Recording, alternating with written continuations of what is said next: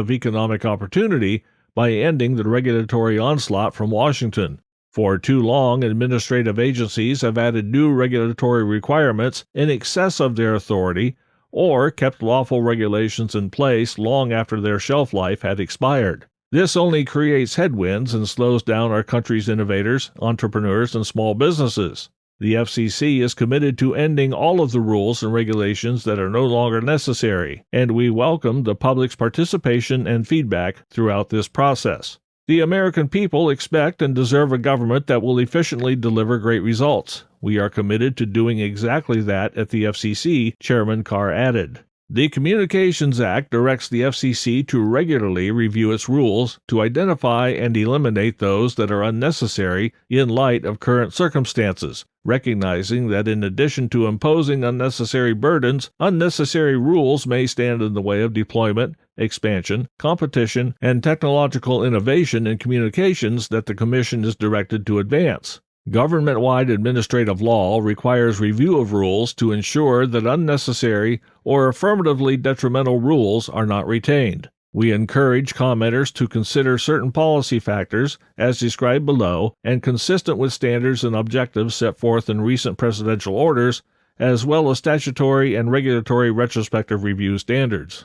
We also invite more general comment on rules that should be considered for elimination on other grounds. Submissions should identify with as much detail and specificity as possible the rule or rules that the commenting party believes should be repealed or modified, and the rationale for their recommended action. Commenters whose comments raise issues related to other open commission dockets should file their comments in all relevant dockets. In a public notice titled RE Delete, Delete, Delete, issued on March 12, 2025, the FCC is soliciting public input on any FCC rules in any service that members of the public believe should be deleted or modified for the purpose of alleviating unnecessary regulatory burdens. This is the latest in a series of similar proceedings going back to 1996, when the Communications Act was amended to require the FCC to periodically review its rules. ARRL, the National Association for Amateur Radio, through its Executive Committee and FCC Council, is conducting a review of the provisions in Part 97 and other related rules that apply to radio amateurs. The ARRL is also soliciting feedback from its members.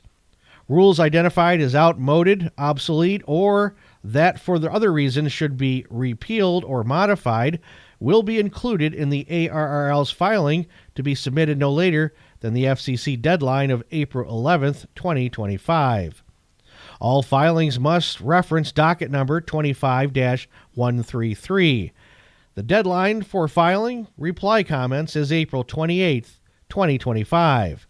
It is expected that the Commission will incorporate suggestions that it decided worthy of its consideration in a future notice of proposed rulemaking that could be issued later this year. There will then be an opportunity for public comment on the specific rules that the Commission proposes for deletion or modification. A PDF of the FCC public notice is available on the Commission webpage. You are listening to This Week in Amateur Radio, available to download as a podcast from anywhere on the web podcasts are available.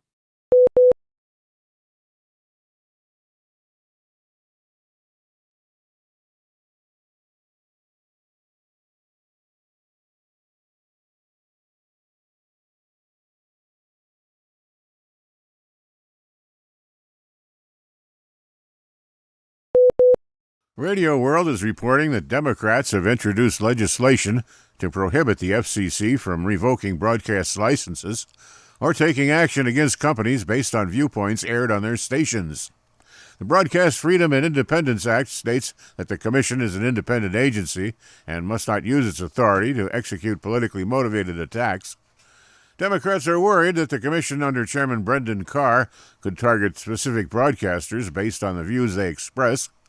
The three senators wrote to Carr and Commissioner Nathan Symington last month, saying that Republicans on the FCC appear to be opening or reopening investigations into broadcast companies without evidence of wrongdoing in what appears to be an attempt to intimidate broadcasters.